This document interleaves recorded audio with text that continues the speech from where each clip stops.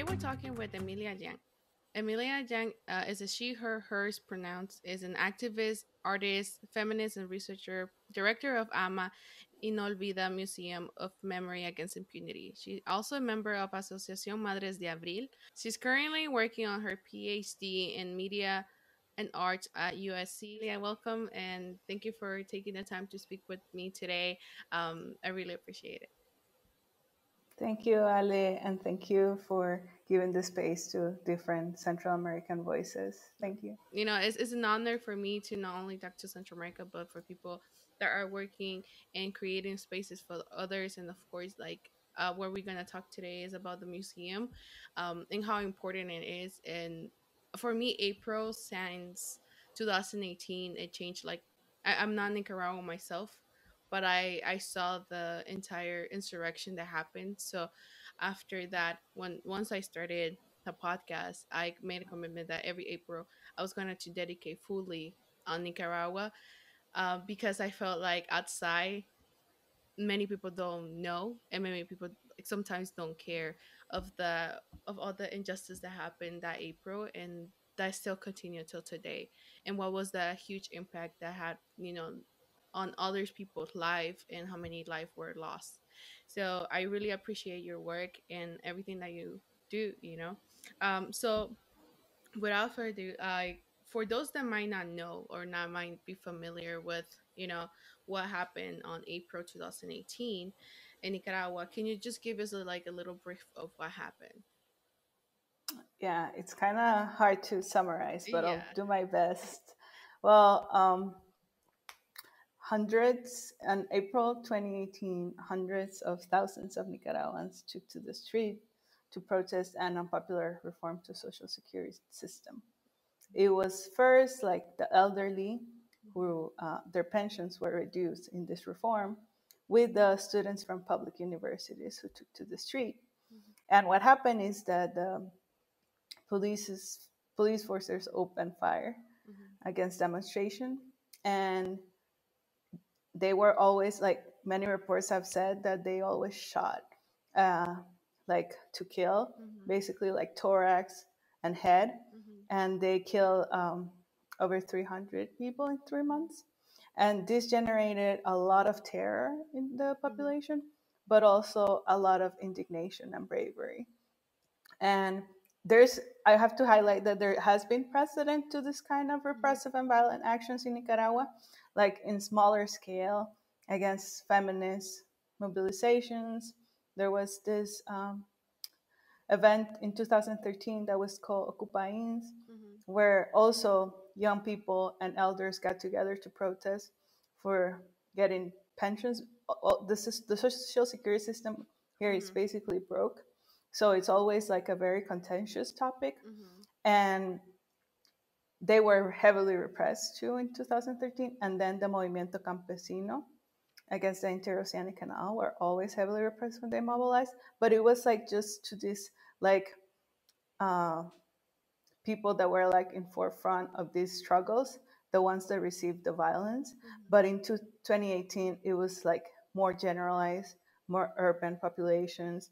And as you imagine, like the violence was not equally distributed Mhm. among the different bodies and classes.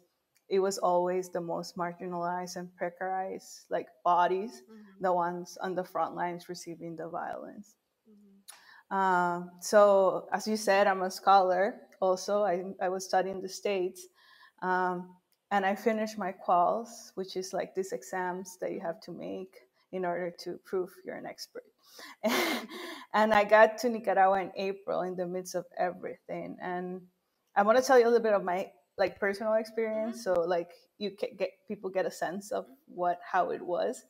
But like basically I arrived and I hit the ground and start doing what everybody was doing, which was humanitarian work, like bringing food, water supplies, medicines to protesters, to people who were in the streets.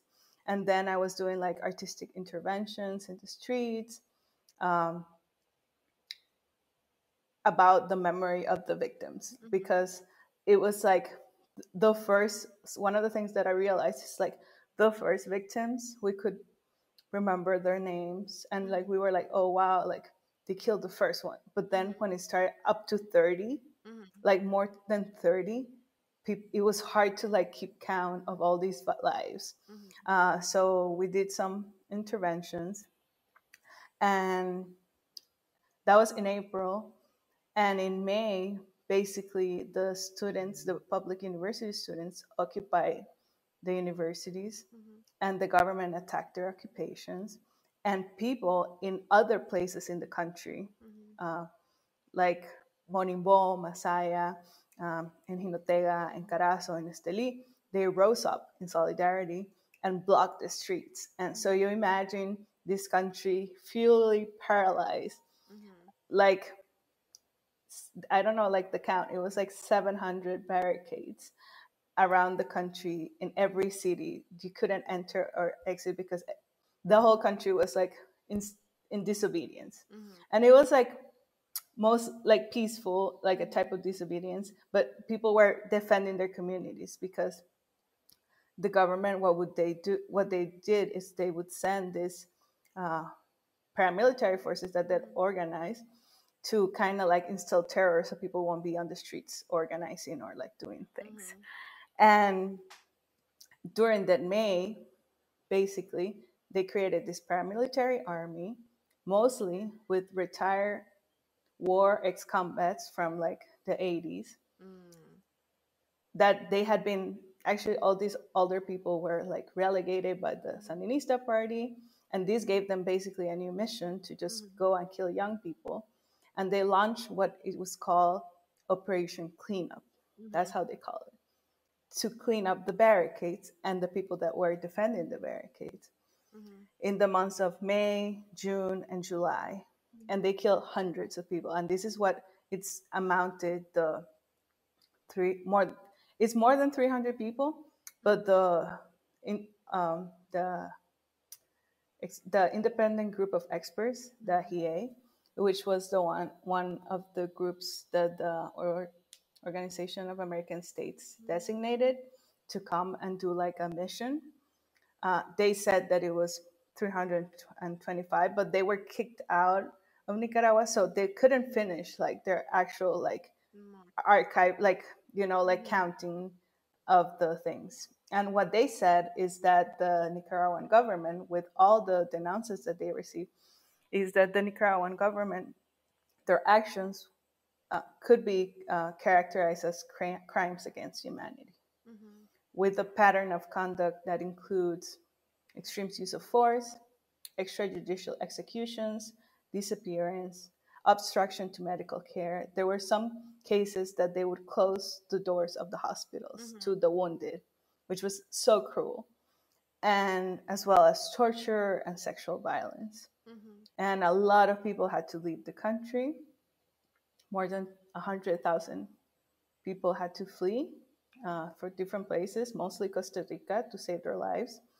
And currently, there's still 100 people in jails, political prisoners. And there's like many media and human rights organizations that their office are confiscated and that they cannot operate. So basically, we're living in like a state of exemption. Like Mhm. it's like completely authoritarian, but there's no protest because the government doesn't let people to put a foot on the streets. And if you try, they will take you to jail, or they would like send like troops to like disband you, but like very violently. So nobody's been able since Mother's March, which was May 30th of Mhm. 2018. Nobody has been able to protest again. And the other cruel thing that the government did that it concerns me more is that they denied the existence of victims of state violence and denied the right to mourn, and like people would put like crosses Mhm. on like public spaces, and we did like some like memory marks, Mhm. and they would violently like rip them apart, like threw like oil on it, like, What? so they do not allow it for like that public mourning. And I saw like that urgency, And the other reason that I got involved is because my uncle was assassinated on June 26th while he was passing a barricade that was controlled by paramilitaries. So I became part of this organization that is called Asociación Madres de Abril, AMA. And together, what we're trying to do is organize all the victims to demand justice and to demand clear investigations, to demand like truth, and also integral reparations. Um, and also, we're organizing around memory, which is Mhm. uh, the work of the museum. Yeah. Wow. Oh my God. I'm so sorry for your uncle, and it's just like what you were explaining this. Like I have been reading, and there's people that I have talked to that have explaining this, but knowing that you cannot even mourn the lost, like till this day, we're like in 2021.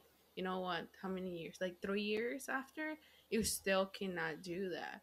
So People, mhm, sorry, when people go to like the cemeteries, there's mhm. police.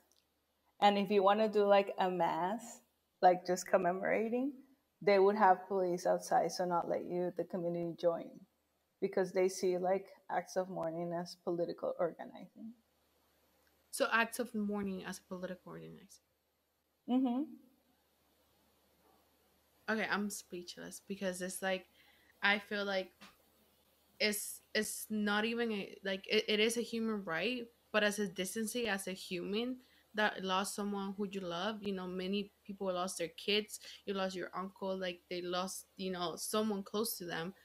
The least they can do is to let you mourn that person. And ay Dios mío.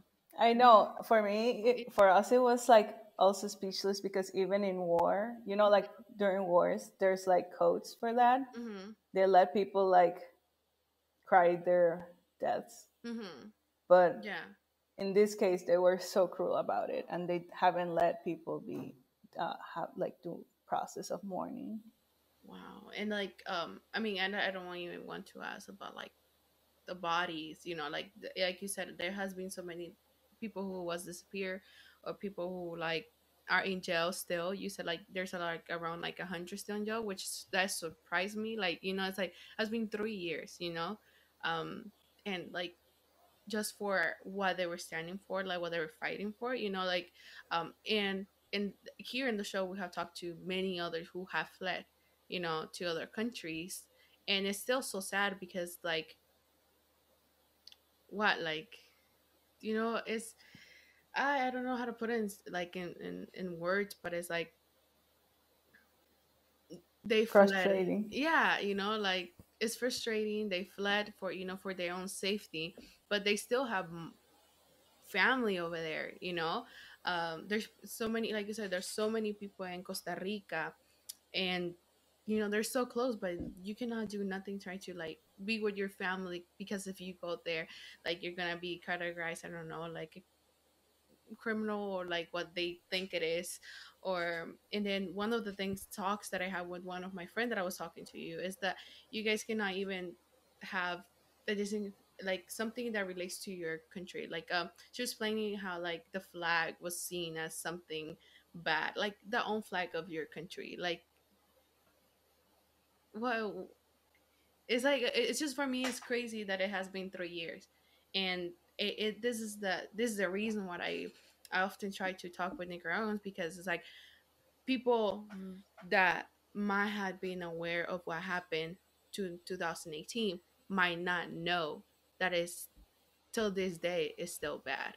That maybe you're not seeing the level of um of killings or that was brought by you guys, because it was in the media, it wasn't not like big outlets, it was honestly people on Twitter sharing videos for their phones, you know um but till today many people have been oh yeah, that happened to us in 18, but like no, like we actually need to work and have something to this not happening again, and for you guys to have like a sense of mourn to you, to the people, and some type of justice, but like I I'm speechless. I'm sorry. Like it's just frustrating me, like I was telling you before, and just believing that this has happened throughout this time, and he's still there.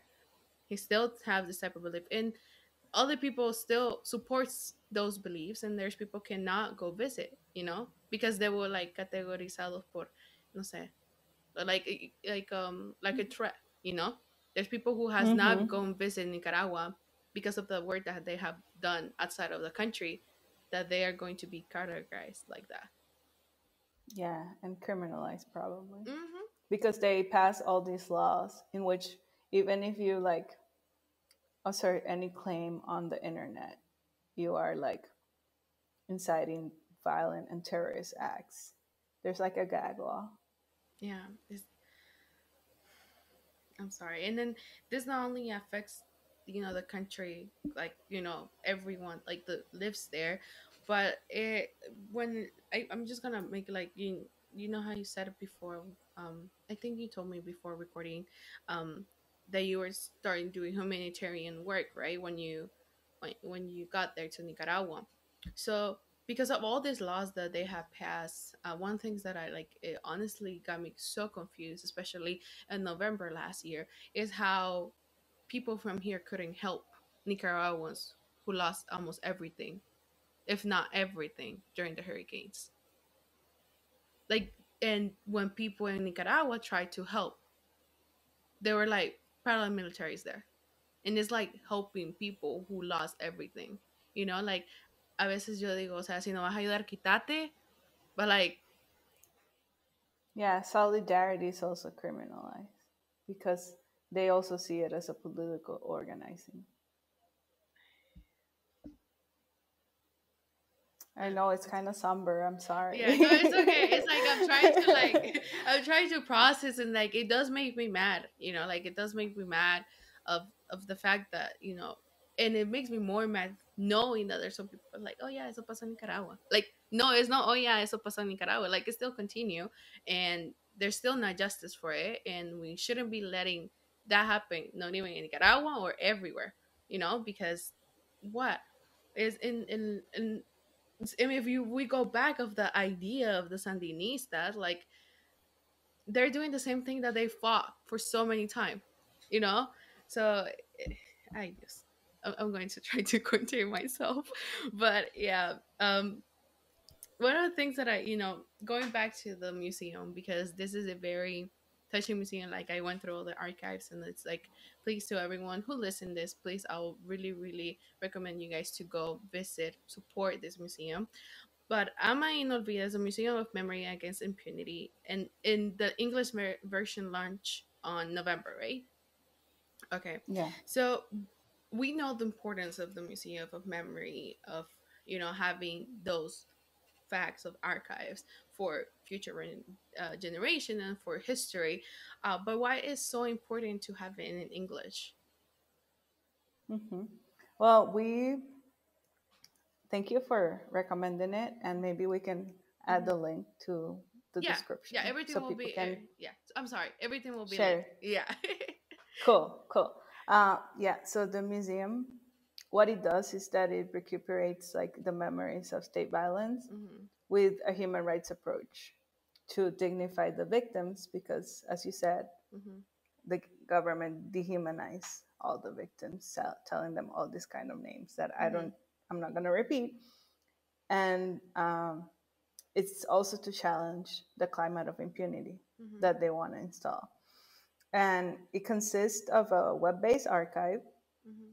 that hosts more than 200 video interview testimonials, a photographic archive of each victim, memory objects of victim were owned by victims, and these maps that every family of victims made that geolocalize the how the murders happened. So like whenever the person left their house, where they were killed, where they were taken afterward, if they were taken to like a hospital or like this Hmm. makeshift medical place, when they were buried, the wake, everything. We mapped them and we turned them into digital maps to have like more like a sense of like the places of where the killings happen in each territory. Mhm. And we created this exhibition that was open in during the months of October, uh, November, and December of 2018, and had to close because there was it was too dangerous. As I mentioned, you Mhm.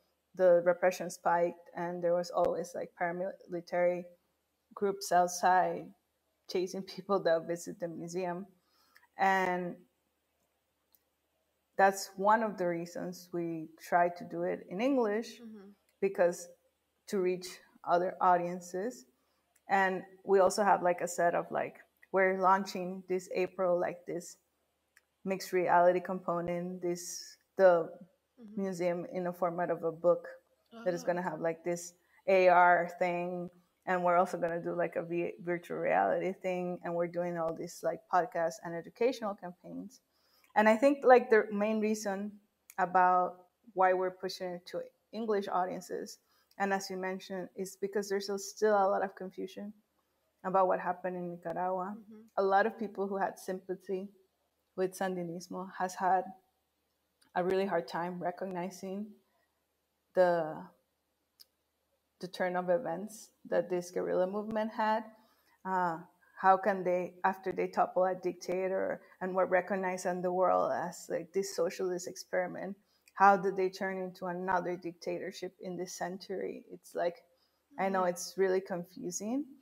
And uh, I think this outreach that we're doing, it would also help us like build solidarity with Mhm. movements in the US that are demanding for justice against state violence. Mhm. I think it's important also to build solidarity among uh, movements and across the world, but especially like US, you know, like there's like the migrant Mhm. community that are basically a lot of people that have flee violence. Mhm. So like, how do we also they can also have this resource, and like Mhm.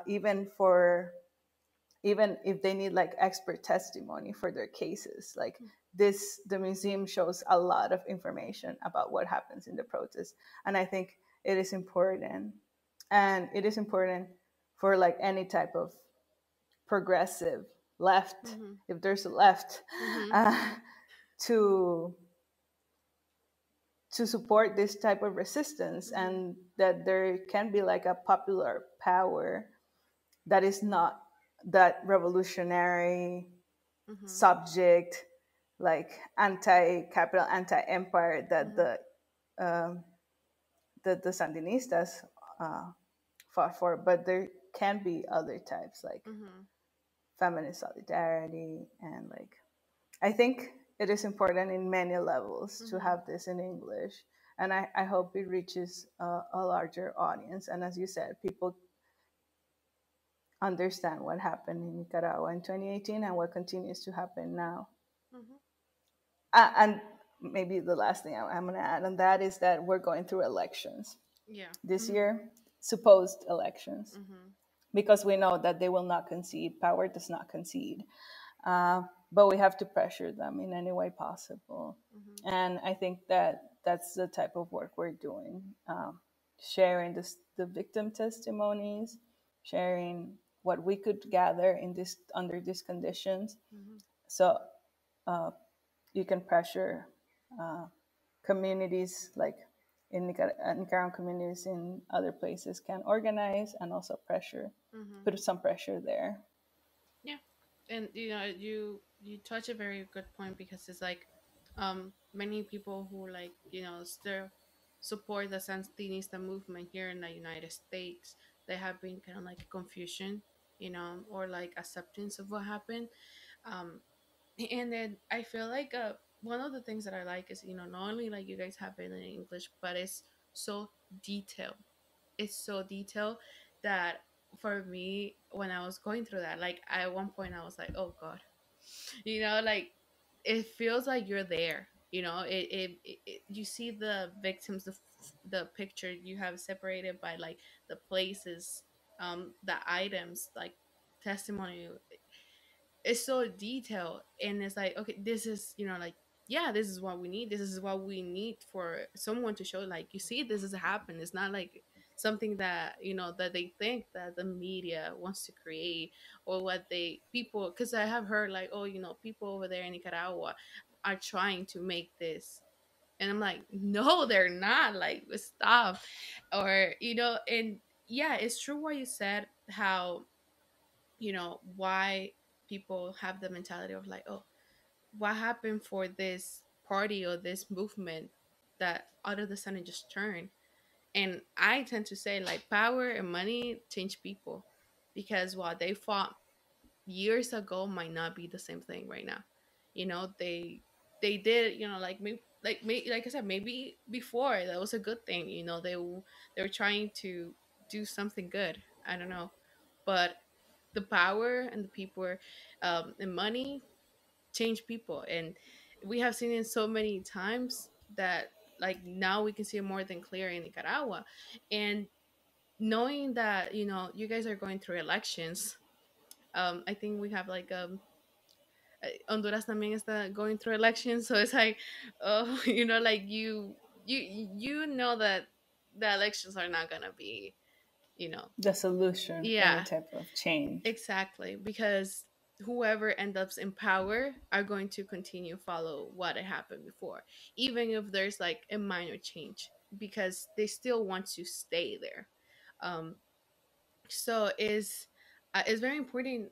For me, like, I saw it in English, and I was looking if it was in Spanish, but I was like, figured out that that was a physical one. But then, I think that the good part of having it in English is not only to reach more people, but at the same time is for those who might not want to include Nicaragua in a conversation, because Nicaragua is often seen as, a left side, like nobody wants to talk about, like, Hmm.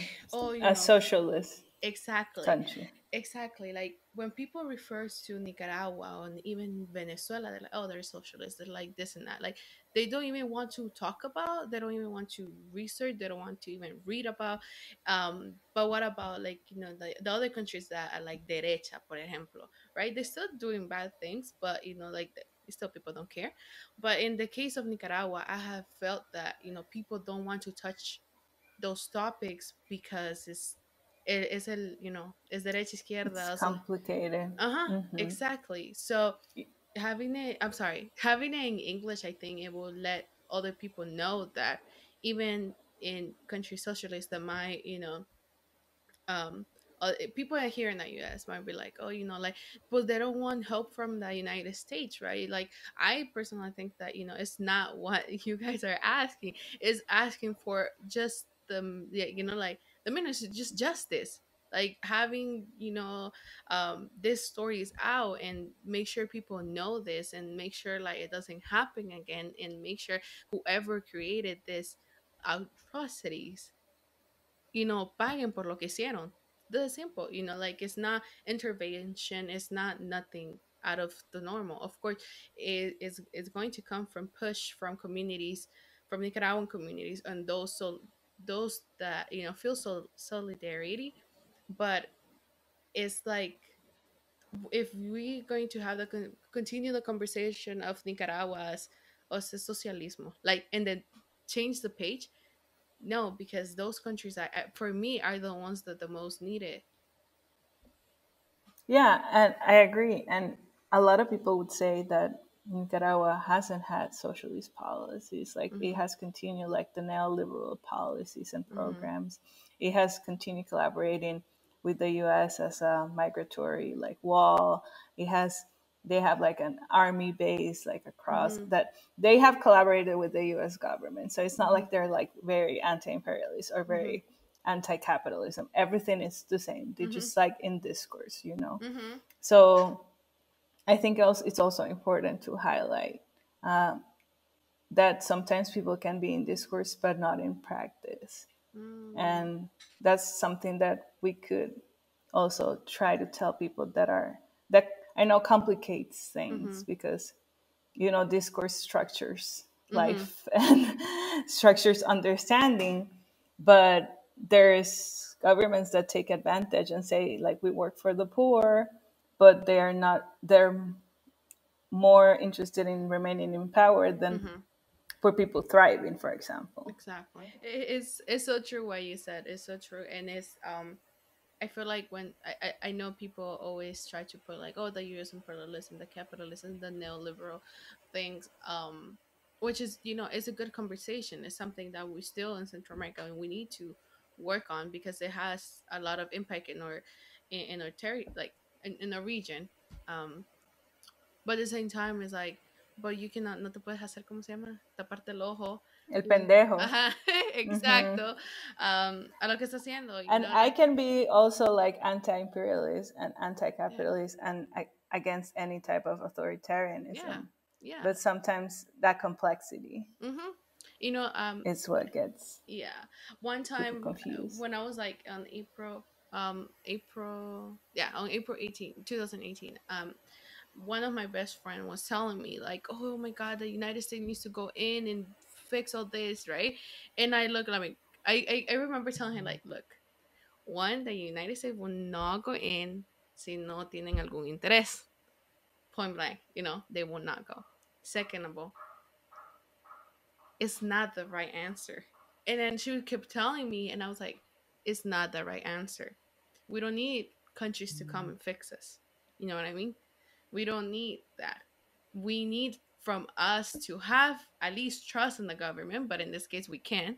But we just need to work together to get to what's it called? Make those spaces available for us to have like just basic human rights. You know, like and for those Hmm. organizations outside of, you know, Central America, that they can continue to say, oh yeah, pues hubo abuso de um you know, derechos humanos, but like you guys continue saying it, and and I mean at the same time you guys don't do nothing.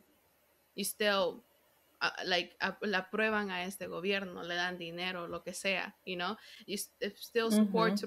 to military support, you know, for example, and that's not doing anything. So I think that also it comes to in the conversation when you like, yeah, you know, we can talk about anti-imperialism, anti everything, but like there's other people who like wants them, but they don't see that it's kind of like the same circle. You know what I mean?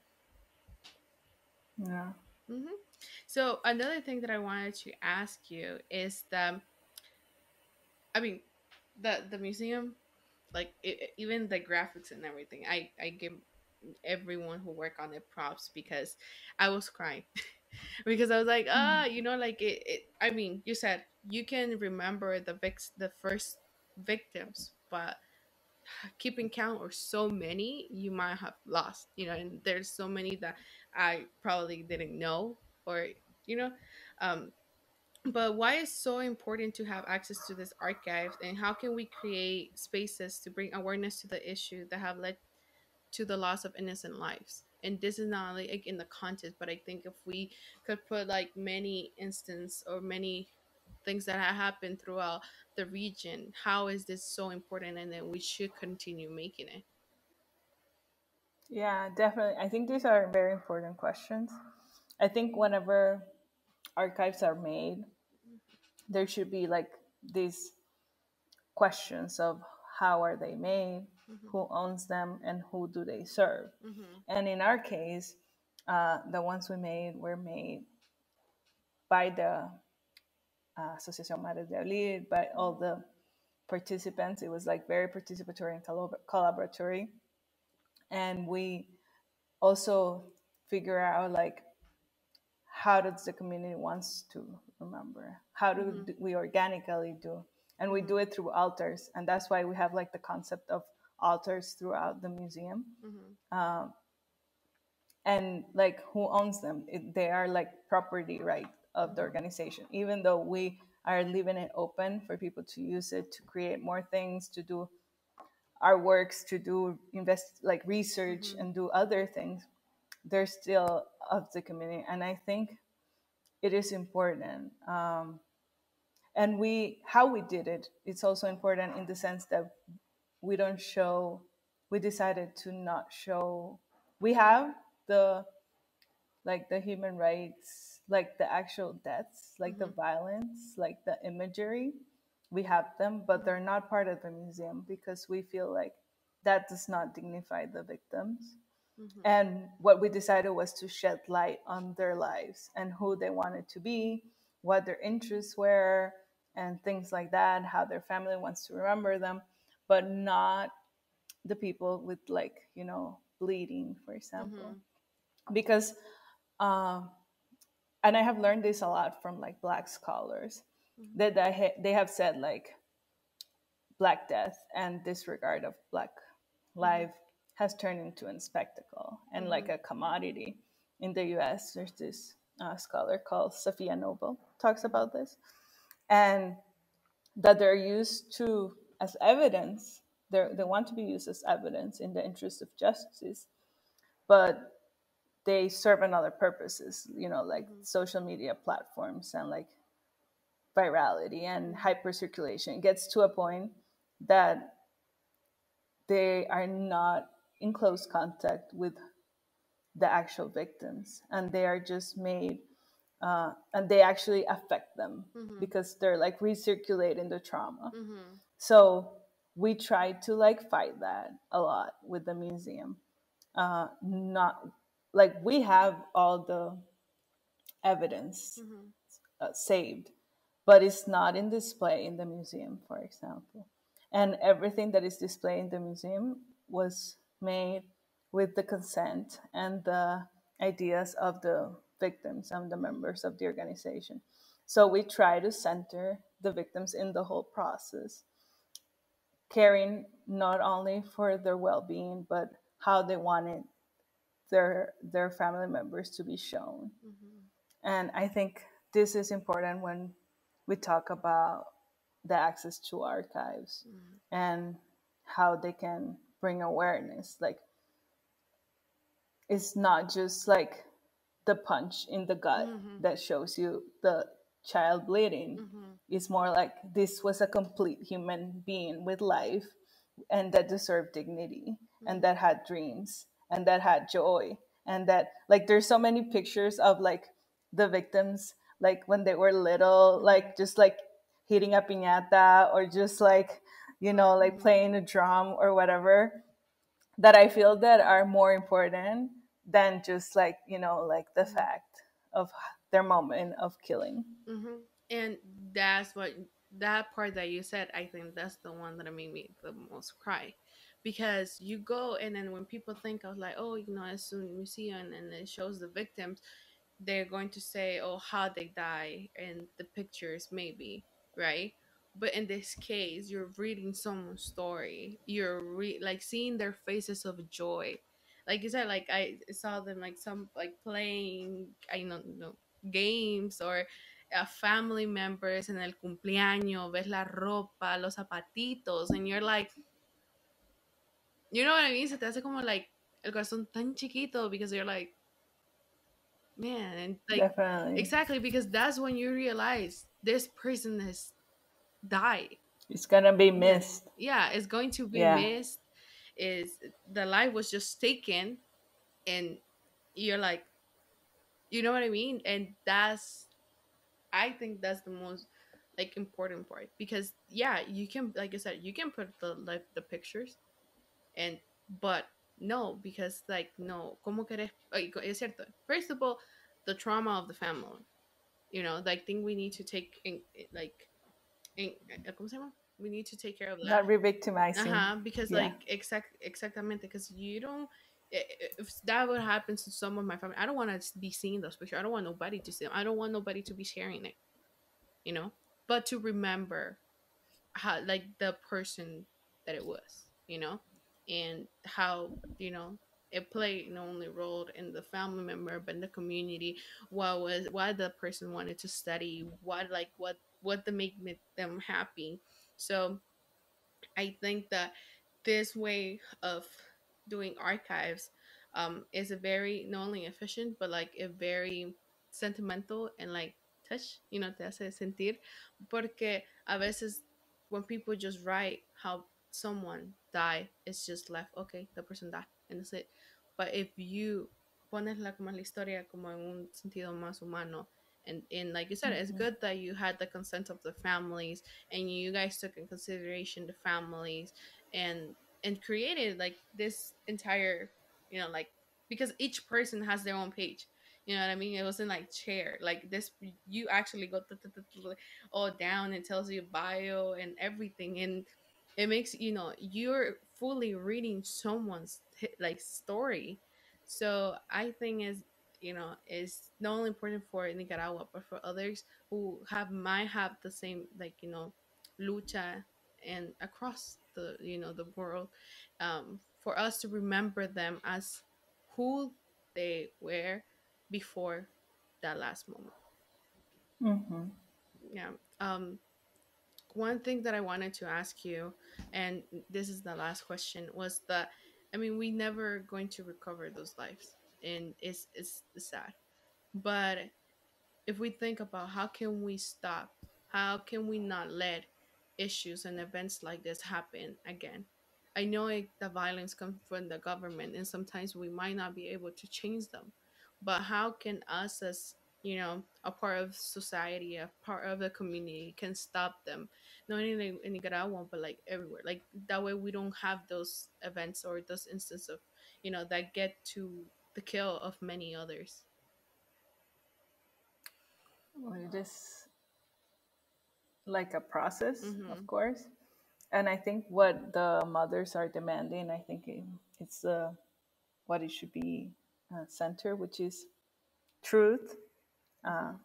what happened, like investigations, like Mm-hmm. a truth commission that actually like researches. Because what we have, the amount of information we have, is what we could gather. But we're not like that type of expert that is gonna go look at for the witnesses Mm-hmm. or for like we only gather what families had. Mm-hmm. So like the truth of what happened, and then like process of justice, in which we have like a special like procuraduría, like of an entity that it's specialized to research this with like international Mm-hmm. oversight, because like in Nicaragua, like the whole justice system is Broken. completely controlled by the government. Mm-hmm. And then guarantees of non-repetition and like reparations to the victims. And Mm-hmm. by reparations, I mean like a public apology Mm-hmm. that includes recognition of the facts. And this is what has happened in many countries that Mm-hmm. have gone through transitions, like acceptance of responsibility, commemoration, recognition, like dates of mourning, monuments, all these things Mm-hmm. are important because it makes the whole country or like the whole society understand that this was wrong. Mm-hmm. Right now it's impune. Right now it's like, oh, anybody can do this. Like Mm-hmm. it can come another government and they can do it again. So like unless we have that reckoning, it's gonna be hard to change that cycle of violence. And in that process, within that process, the importance is to center the victims and rehumanize them because they have been stripped of their humanity. Mm-hmm. And that's where like the whole like memory enters, like the realm of memory, the importance of memory, because without memory and without like going back, we can't move forward, Mm-hmm. um, and I think for us it's important that the museum remains like autonomous. And if because that's what happened a lot also during the Sandinista revolution, it's like the memory became co-opted by the next government, the Mm-hmm. memory of all the lives. So like how do we remain autonomous so this effort does not bring all these lives into like the belly of the state, Mm-hmm. back again for Mm-hmm. them to control it, but that the victims own that. Mm-hmm. And um, and always thinking about victims as active and not like as passive. Mm-hmm. Think of them like as people that are subjects of rights. I Mm-hmm. think it's really important. Um, and the overall thing that we should be doing in Nicaragua and other places is like rebuild the institutions of the state, or even like there's people that don't like even like the states, but like Mm-hmm. the most important thing is to like repair the ties within the society, because Mhm. like families are broken apart, like Mhm. out of these differences, and to construct a society where the dignity of the people is respected and there is freedom of expression, Mhm. and we end this cycle of violence and impunity. Definitely. I think you touched like so many points there. So like that you even think about, because it's like it's not some it's not gonna be as simple of like, oh, we know it happened and I'm sorry.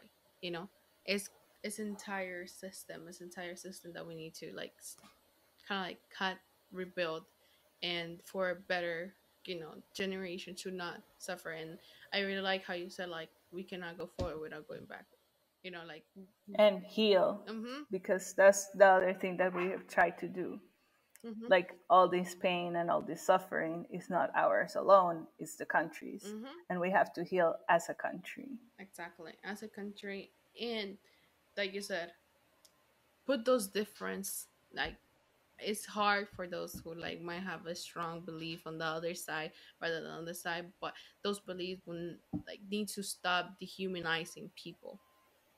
Like you cannot see the other side as less because it it it is not good. Like first as a person, second of all as a country who has gone through a lot. Yeah, I'm sorry. It's good. Like a veces me quiero poner a llorar, but I'm trying to hold it. You can cry, don't worry. I'm used to like people crying with me. I'm sorry, but I did all the interviews in the museum, so really. Oh my god. Oh, hmm so I have experience. We can cry together, don't worry. but I really appreciate your work and the work of Asociación de Madres de Abril that has brought this museum and like English, and that even though it closed in Nicaragua because of safety, we know that hopefully soon we can be able to have it back because you know I mean it's something that is needed, and I really hope soon you guys can have time to mourn those loss and to have you know heal, which I mean heal takes time, but um I really hope that people that are listening this podcast, like, let me get closer to the thing, in this episode, go check out this museum. Everything is going to be linked below, as in the show's notes, and please go read the stories. Please go read and please support the museum in any type, share it, dile a tu hermana, tu amiga, to donde sea, because this is going to be the only way we can let to those everything what Emilia just said that we need in order to, you know, this never happen again. Not even in Nicaragua, but in any type, any region. Definitely. And please keep an eye on like the things we'll be doing for April. We're Mm-hmm. gonna release like this April the podcast called Barricades of Memory that will tell the stories of what happened in the first days of April. Mm-hmm. We're releasing this interactive art book with like AR filters that you'll be able to use and see like 3D versions of the altars that we had on display in the museum with all the objects. So like really cool things coming up. Mm-hmm. Please follow us Instagram, Twitter, Facebook, your social media preference. We'll be there. And thank you, Alejandra, so much for your time, for giving space and uplifting voices across Central America. Mm-hmm. I appreciate it. No, thank you, and thank you for everybody. And like I said, it's coming out April. This podcast is gonna be out on the beginning of April, so it's gonna be perfect. That way, everybody go see them. And I know April is very important, so now thank you for taking the time to talk. Thank you for putting everything together. Thank you for making those interviews and to you know, um, I mean, see, I'm just trying to think like families telling stories is like it's just hard. So thank you for everything, and for everyone, please go check them out. I really, please, just go check them out.